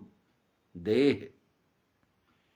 इसलिए देह को गाड़ी कहा जाता है, कहीं रथ कहा गया, कहीं साधन कहा गया, ये अनेक नामों से कहा गया। तो कृष्ण ने सबसे पहले देह दृष्टि समाप्त की। देह दृष्टि समाप्त करेंगे तो कौन सी दृष्टि प्रारंभ होगी? तब उस दृष्टि का नाम होता है तत्व दृष्टि। भगवान राम ने तारा को यही समझाया था, ये सारे शरीर पंच तत्वों के बने हैं। अगर शरीर से ही मोह है तो ये पड़ा है, पर अगर तू अविनाशी तत्व को जानती है तो शरीर तो बनने घड़े से मोह करती है कि मिट्टी से? घड़े तो रोज बनते हैं, रोज फूटते हैं। मिट्टी तो अविनाशी। अगर मिट्टी में तुम्हारी स्थिति हो जाएगी तो घड़े के टूटने फूटने बनने में जैसे कुंभकार को कोई पीड़ा नहीं होती। रोज उसके 100 घड़े फूटते हैं, 100 घड़े बनते हैं, परंतु किसी घर में अगर कोई घड़ा फूटता है तो उसे पीड़ा होती है। एक देशीयता, एक देहबद्धता, एक ही स्थान में बंधे होने के कारण कृष्ण जी ने सबसे पहले अपने पैरों से अर्थात बताए हुए सिद्धांत से जीत ले पार्थ इंद्रियां। देह से इंद्रियां सूक्ष्म, इंद्रिय से मन सूक्ष्म है, मन से सूक्ष्म है बुद्धि, काम है बुद्धि के परे। ये क्रम है। देह से सबसे पहले देह को विजय करना पड़ती है, देह को जीतना पड़ता है। यह देह विजय ही सकट भंजन है, अर्थात गाड़ी तोड़ देना है। और अपनी अपनी गाड़ियां अगर हम तत्व में विलय कर दें, एक दिन अगर ये बोध हो जाए कि ये देह पृथ्वी जल अग्नि वायु आकाश से बनी है, अब जिसको जिस दिन हो जाए उसी दिन उसे अविनाशित्व का बोध शुरू हो जाता है क्योंकि पृथ्वी जल अग्नि वायु आकाश का विनाश नहीं होता, और उसका स्थूल, क्योंकि उसी में अविनाशी रहता है, तो अविनाशी तो पृथ्वी जल अग्नि वायु आकाश में भी रहेगा, तो इनका विनाश कैसे हो जाएगा? अगर इनका विनाश हो जाएगा तो इनका अविनाशी कहाँ जाएगा? इसलिए विनाशी अविनाशी की जो कल्पनाएं हैं, जो दो भेद हैं, जो पृथक सत्ताएं हैं, उनमें स्थूल सत्ता देह में ही जन्मती और मरती दिखाई देती है। देह का जन्म दिखाई देता है, देह की मृत्यु दिखाई देती। जातस्य ही ध्रुवो मृत्यु ध्रुवो मृतस्य जन्म च, पर जन्मनाश बिना न जायते मृते वा कदाचिन नायम भूत्वा भविता वा जोपि शन। ये दो बातें एक साथ एक ही भगवत गीता में लिखी गई, एक देह दृष्टि से, एक तत्व दृष्टि से। तत्व दृष्टि से समझ में आएगी तो जन्मा नहीं, मरा नहीं, होता है ऐसा होगा ही नहीं। और देह दृष्टि से देखेंगे तो जन्म है जिसे मृत्यु है उसे। अर्थात कृष्ण जी ने सबसे पहले तत्व ज्ञान यहीं से शुरू होता है जहां जन्म मृत्यु का भाव छूट जाए। श्री परीक्षित महाराज को भी मृत्यु का भय ही परेशान कर रहा था। मृत्यु भय से ही वो अति के 7वें दिन तेरे प्राण चले जाएंगे, देह छूट जाएगा, इसलिए मृत्यु भय छुटाने का मनन करने की अवस्था में जिसकी अविद्या नष्ट हो जाती है, उसकी तत्व दृष्टि प्रारंभ होती है। और तत्व दृष्टि में सबसे पहले देह भाव, देह में फिर स्थूल सूक्ष्म, देह स्थूल कहलाती है, तो पहले स्थूल भाव की जड़ता, विषमता, मैं मोर और तै तोर की माया, इनका निवारण करने के लिए इस कथा का इस स्वरूप में वर्णन किया गया। अर्थात सकट भंजन, गाड़ी तोड़ देना, उसे तत्व दृष्टि से समझना, जन्म मृत्यु के भाव से ऊपर उठ जाना, देह दृष्टि की जगह आत्म दृष्टि, विज्ञान दृष्टि, तत्व दृष्टि आदि का बोध होना, ये सकट भंजन कहलाता है। इस तरह ये दूसरी लीला गोकुल में, दूसरी घटना इंद्रिय समूह में हमारे सबके अंदर मनन करते समय ये दूसरी अवस्था प्राप्त होती है अविद्या त्यागने के बाद। तीसरी अवस्था का मनन आया। क्या आया कि एक दिन कृष्ण जी यशोदा की गोद में बैठे थे, और गोद में बैठे बैठे वो इतने वजनदार हुए कि माता को चौगना वजन लगने लगा, तो उन्होंने थोड़ा नीचे उतारा तो और वजनदार हुए, फिर जमीन में रख के उठाना चाहा तो उनसे उठे ही नहीं, वो इतने वजनदार हो गए जिसकी कोई कल्पना नहीं। ऐसे वजनदार में एक बड़ा भारी धूल का, वायु का, अनेक पत्ते आदि समेटते हुए बहुत बड़ा बमंडर आया, जैसे हवा घूमती हुई कभी हम शून्य स्थान में देखते हैं। गर्मी के दिनों में बहुत तेज हवा चलती है, फसलें, पत्ते, पेड़ उड़ जाते हैं। हमने झांसी के पास, वर्तमान में ललितपुर जिला झांसी जिले से लगा हुआ एक माता टीला बांध है, उस बांध में बमंडर का दृश्य देखा।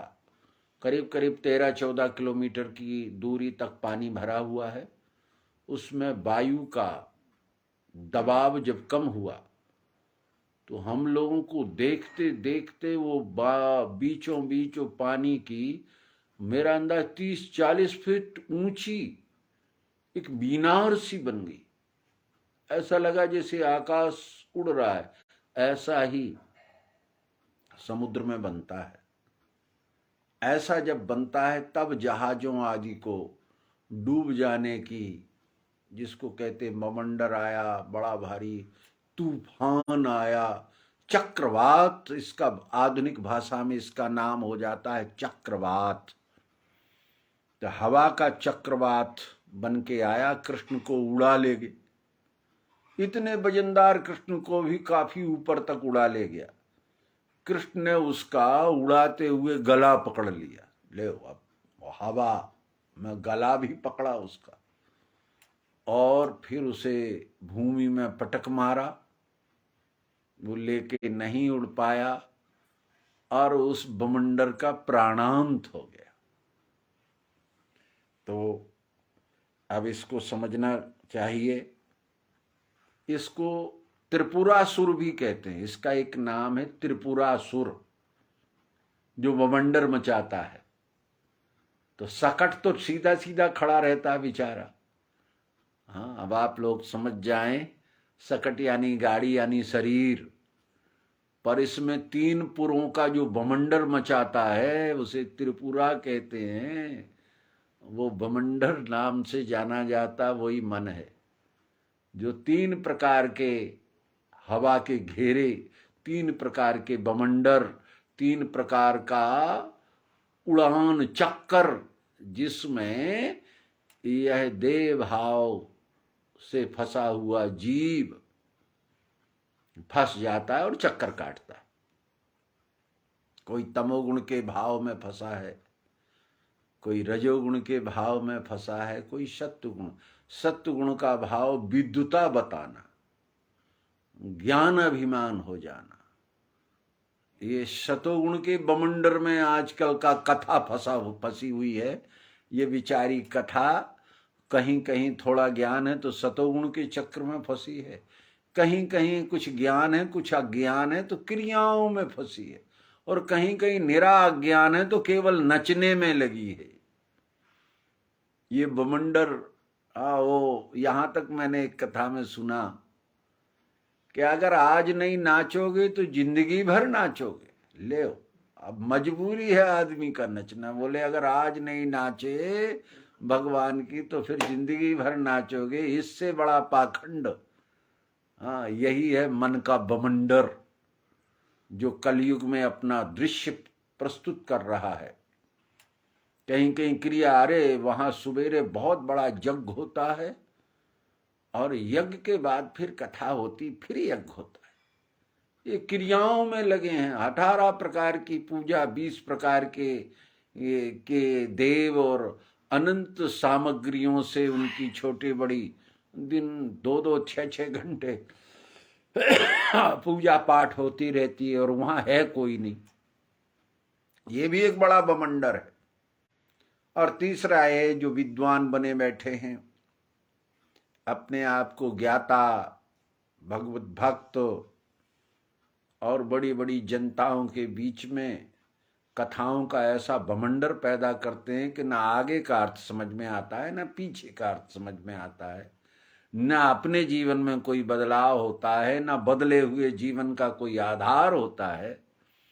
इसी को तृणावर्त कहते हैं।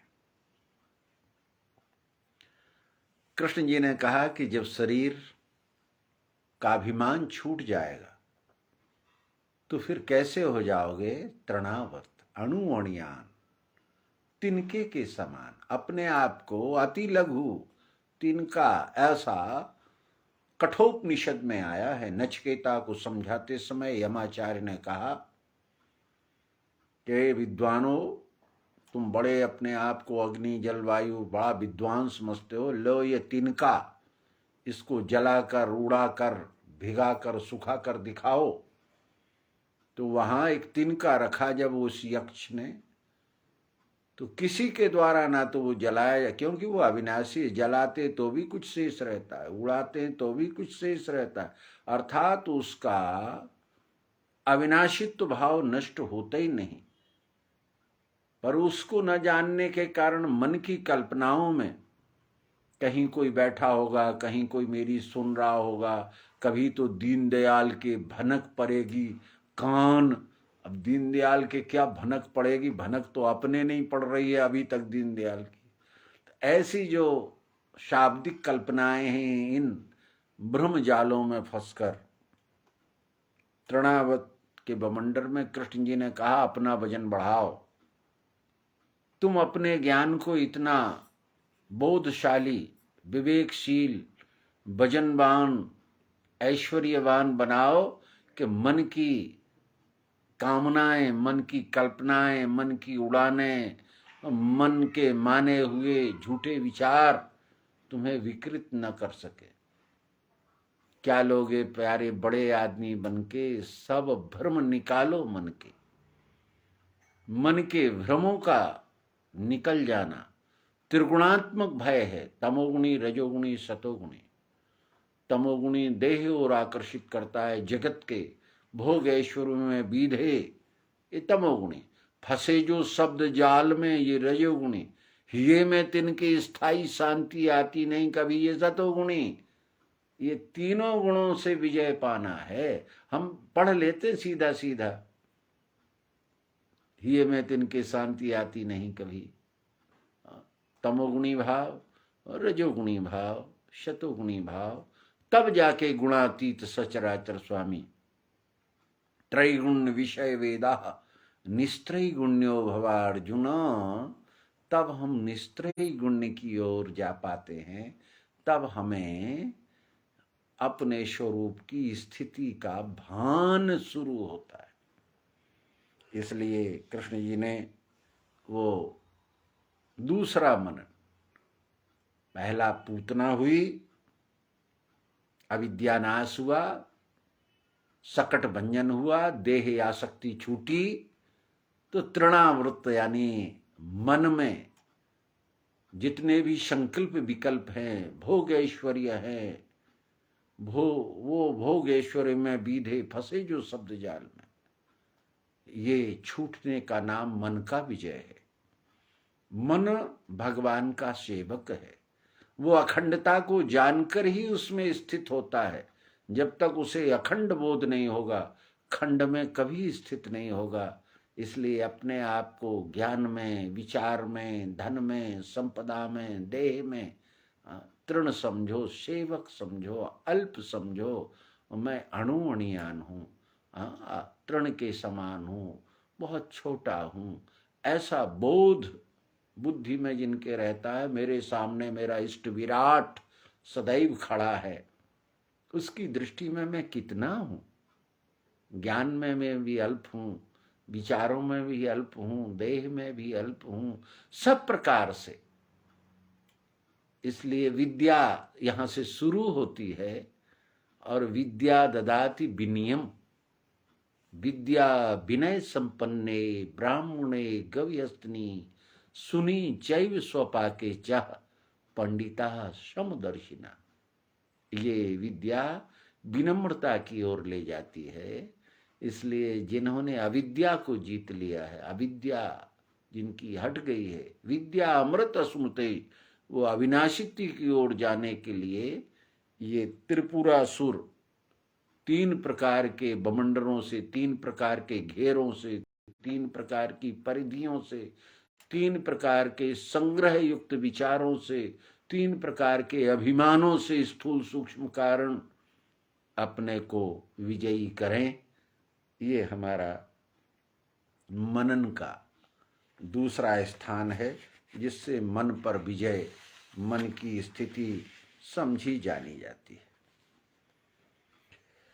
तत्पश्चात अब थोड़ा सा बीच में प्रसंग बदलना होगा।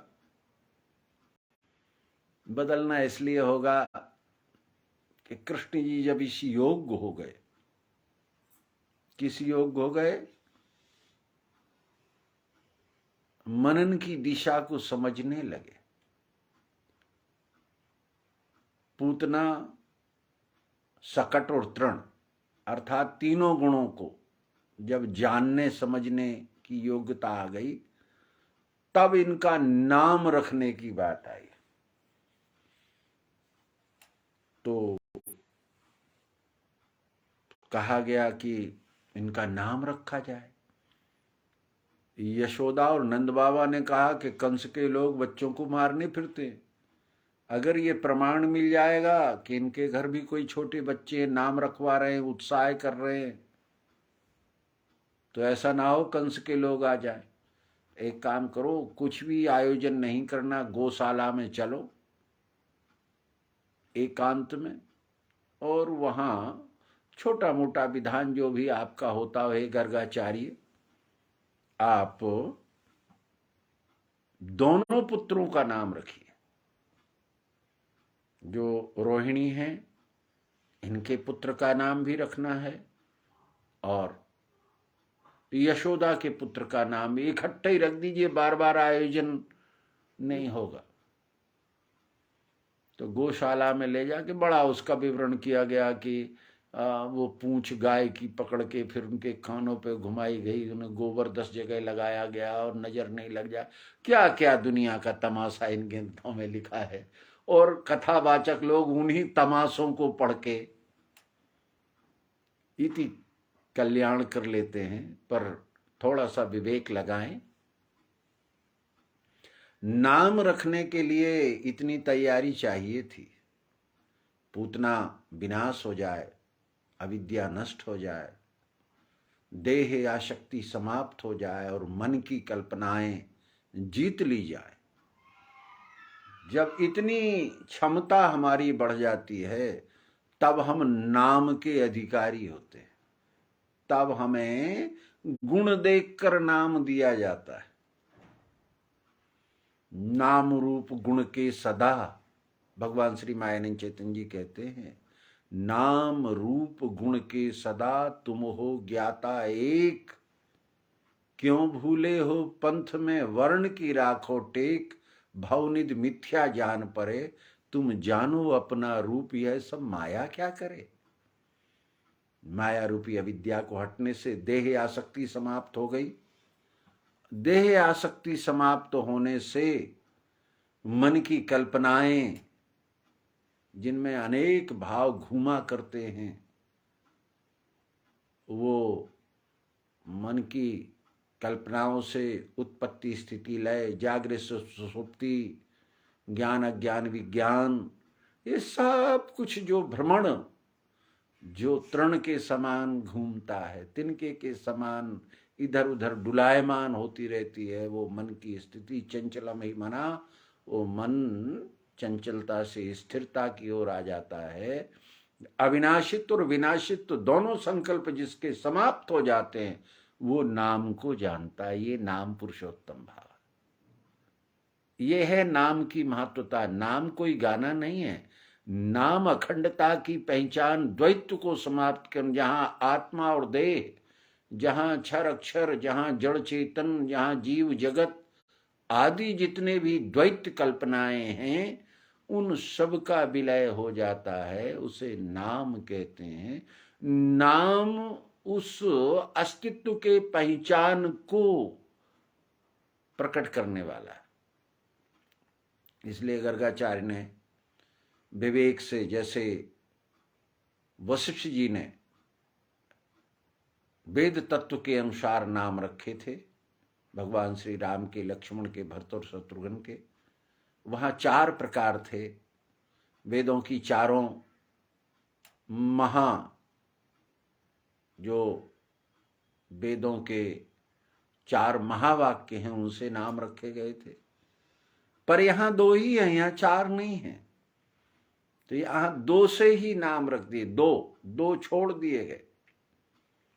क्या क्या छोड़? अथर्व और शाम और ऋग लिया गया,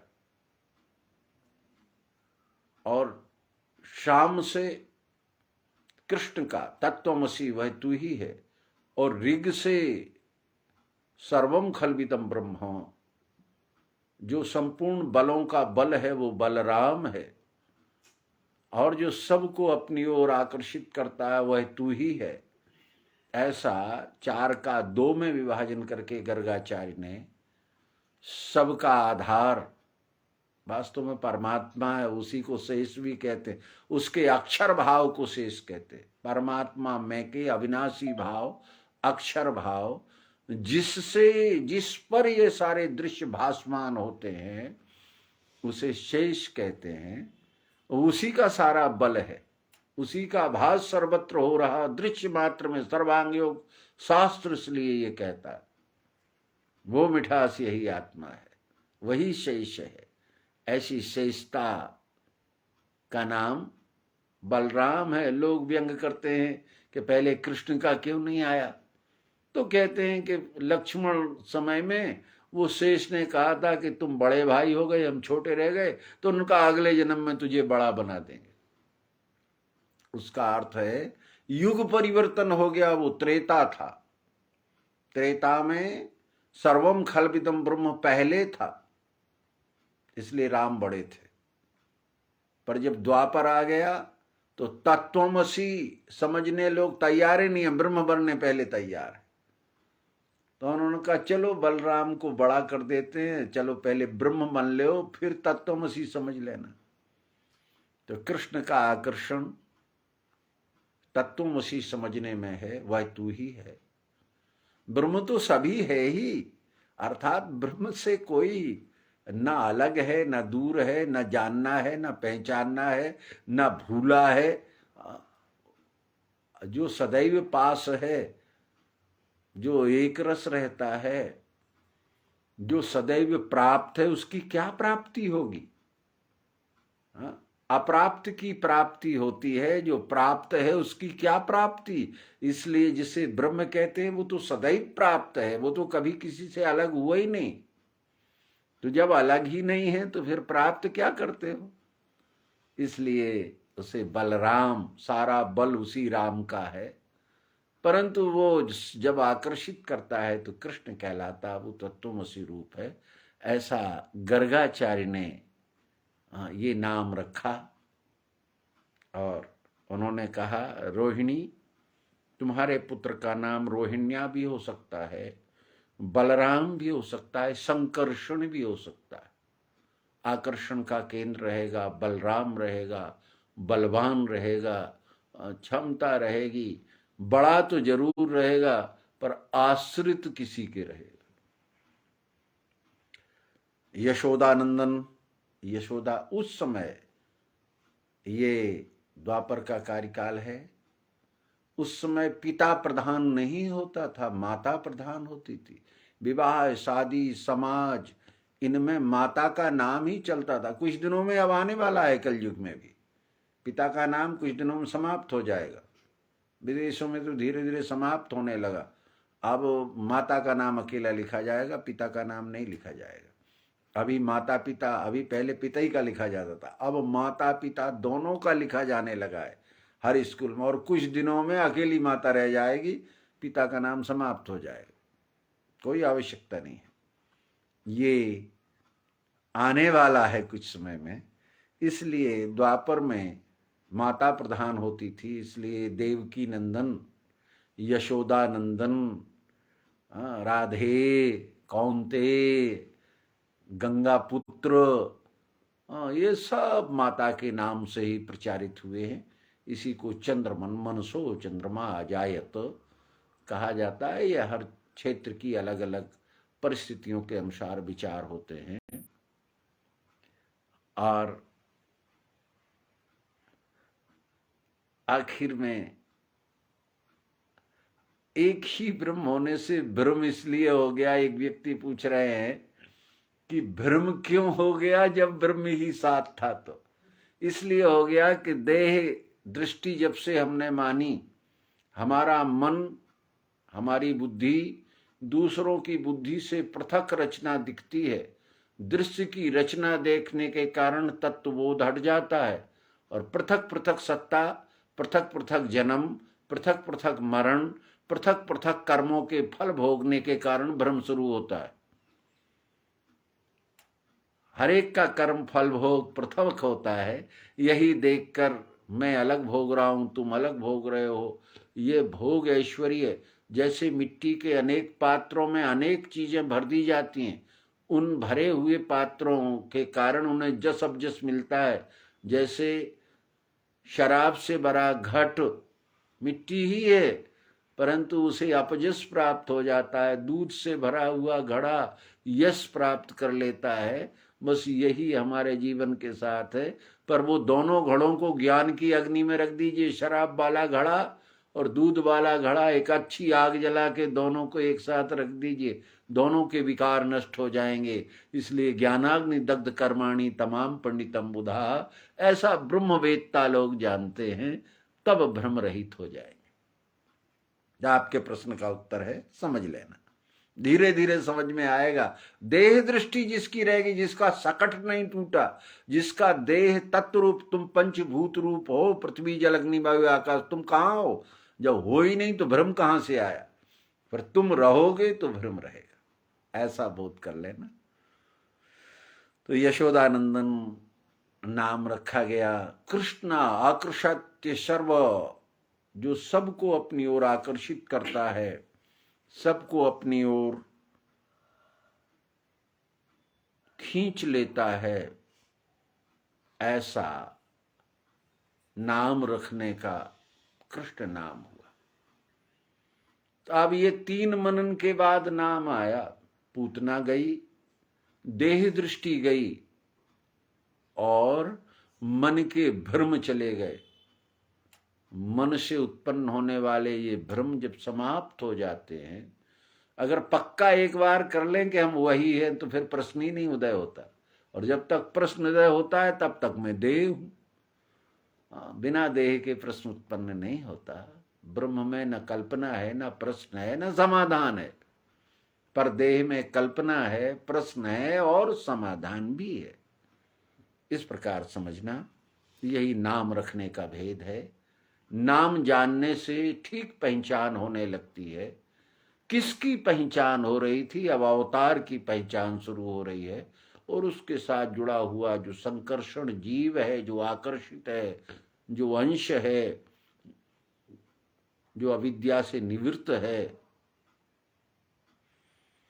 इस तरह से अब क्या कार्य होने लगा? थोड़े बड़े हो गए, नाम रखने के लिए 3 वर्ष से ऊपर की, अर्थात त्रिपुटी विजय, मन को जीतने का नाम 3 वर्ष है। 6 दिन के थे तब तो पूतना, और जब 1 वर्ष बीत गया तब देह तोड़ दी, और जब 3 वर्ष के होने को आए तब तृणाव्रत जीता, अर्थात गुरुजी से पढ़ने के बाद 6 दिन में अविद्या नष्ट करना है। 1 साल में शरीर का अभिमान चला जाना चाहिए, तत्वबोध हो जाना चाहिए। 3 साल में मन पर विजय होती है। ये मनन की दिशा का वर्णन है सदगुरु से ज्ञान प्राप्ति के बाद। अब नाम की पहचान शुरू होगी। नाम यानी क्या?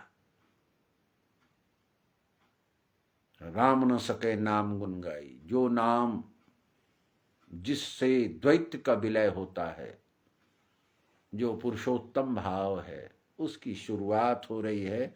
और उसकी शुरुआत के लिए सबसे पहले कृष्ण बलराम यशोदा के घर में गोकुल में काम करने लगे, चलने फिरने लगे, दौड़ने लगे। और घर में उनके यहाँ गायों का दूध होता था, तो दूध घी खाने लगे, बांटने लगे और मटकी फोड़ने लगे।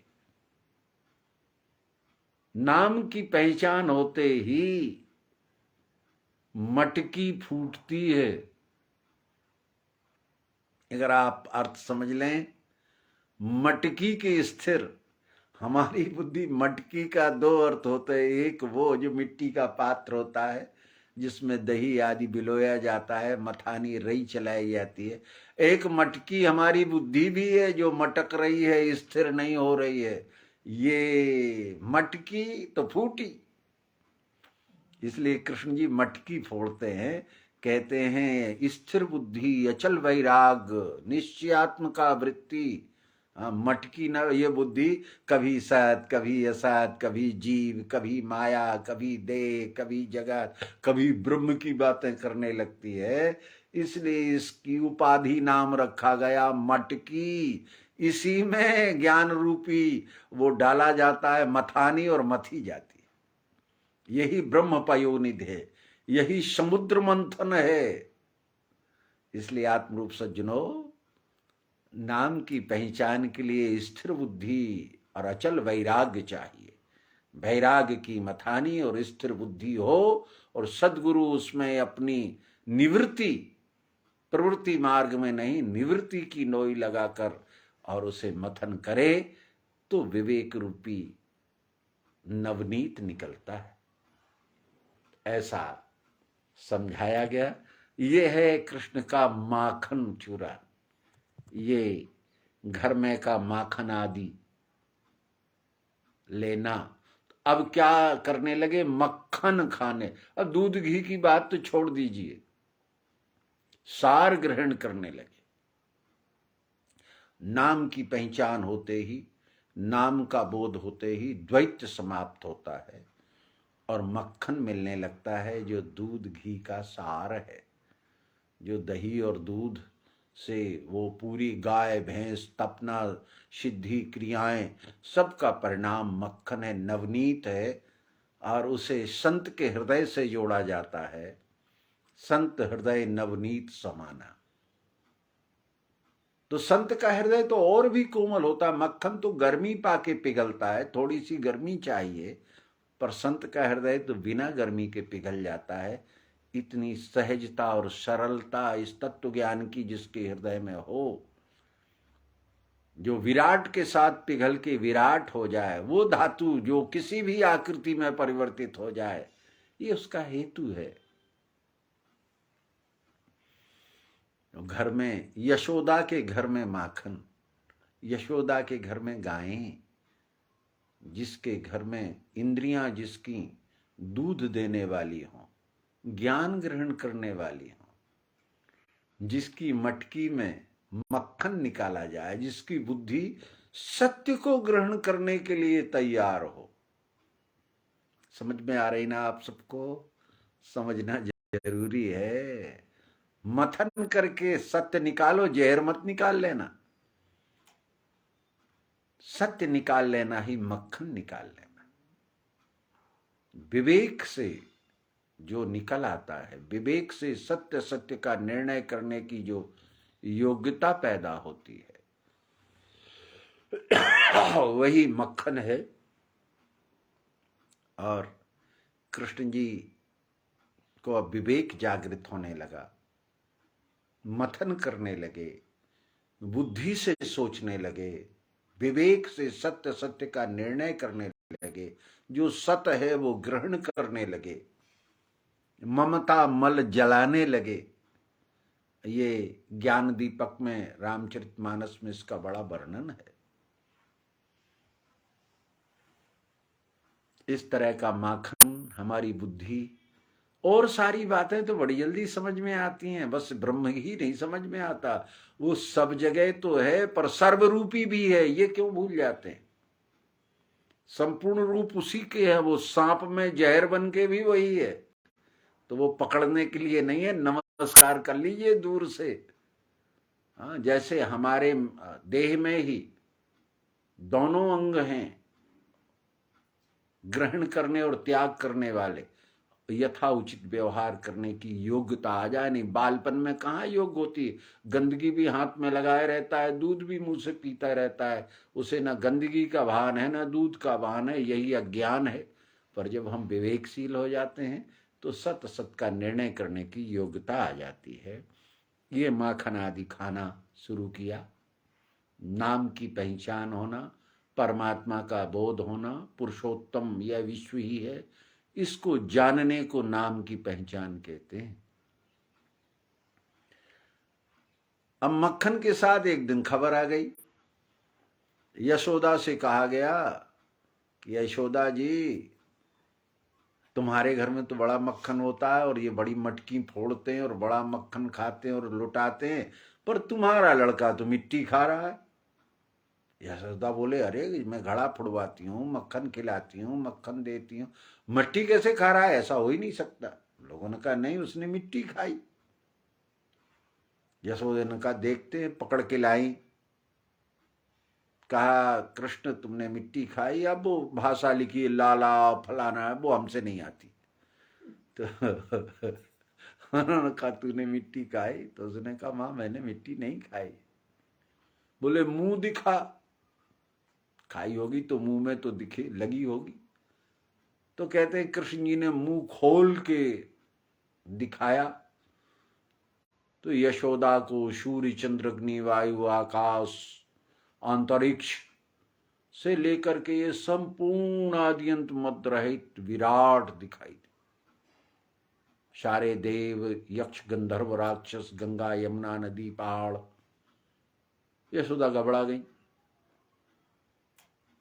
कृष्ण जी ने देखा मां घबरा गई तो मुंह बंद कर लिया। तो हम लोग समझते हैं जबड़ा फाड़ दिया, ऐसा जैसा हम पानी पीने के लिए मुंह बाते हैं या खाने के लिए जबड़ों का, तो अर्थ का अनर्थ करते हैं। मुंह खोल के बताया उन्होंने कि मैंने मिट्टी नहीं खाई। मिट्टी का अर्थ है पृथ्वी जल अग्नि वायु आकाश। मैं बालकों को समझा रहा था कि सही अस्यायम पिंडे यस्यावा ब्रह्मांडे, जो इस मिट्टी के एक कण में है वही संपूर्ण ब्रह्मांड में। इसमें भी वो अस्थि भांति प्रिय अविनाशी तत्व मौजूद है। इसमें भी शब्द स्पर्श रूप रस गंध मौजूद है जो सब में है। मैं ऐसा बोध करा रहा था, और हो सकता है रस स्वाद लेने के लिए चीख के बताया कि इसमें भी रसो वैशा, इसमें भी रस है, तो लोगों ने समझा मट्टी खा रहा है।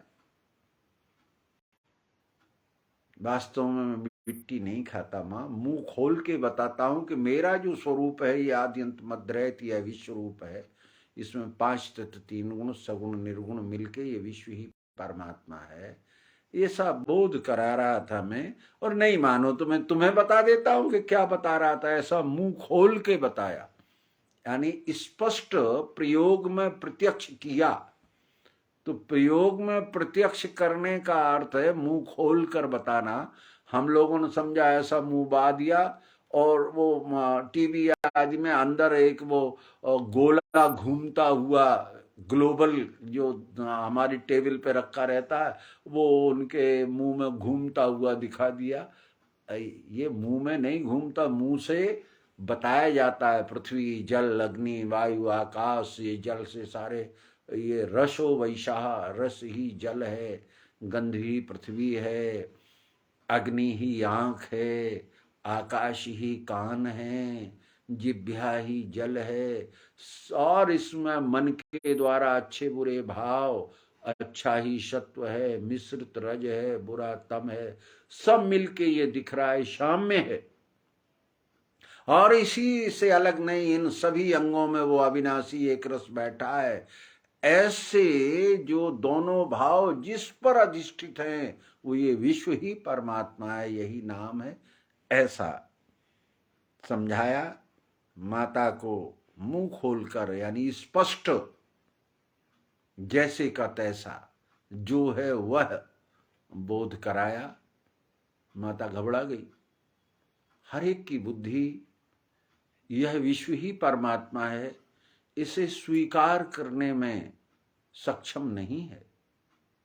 क्यों नहीं है? क्योंकि हमें इसी विश्व रचना में उत्पत्ति स्थिति लय भोगता हुआ, बेईमानी करता हुआ, अखंड दुख भोगता हुआ, अखंड सुख भोगता हुआ अनेक प्रकार के दृश्य गोचर होते हैं। इसलिए ये भय पैदा होता है। ये परमात्मा तो इसमें बेईमान कहां से आ गया? ये परमात्मा तो इसमें अन्यायी, चोर, दुर्गुणी, दुष्ट, क्या ये भी परमात्मा में है? अरे परमात्मा सर्वरूपी है। उसमें दोनों दृश्य दिखते हैं। जैसे बाल आदि नाखून काटो, ये सूखे हुए, इनमें कोई पीड़ा नहीं होती। एक ही देह में जड़ता भी दिखती, बाल काटने में कोई पीड़ा नहीं है। और वही थोड़ा गहरा काट दीजिए तो चेतना भी दिखती है। हम सर्वभावन, मेरे में ही मलमूत्र त्याग, जो दोबारा इसका उपयोग नहीं कर सकते, ऐसा दुर्गुण भी दिखता है। रसो वैशा, और रसों से कितने सुंदर सुंदर मलाई माल छानते हैं, खाते हैं। तो मुझ में ही सब कुछ है, मैं ही सबका आधार हूं, सबका उत्पादक मैं, मेरे में सब हो रहा।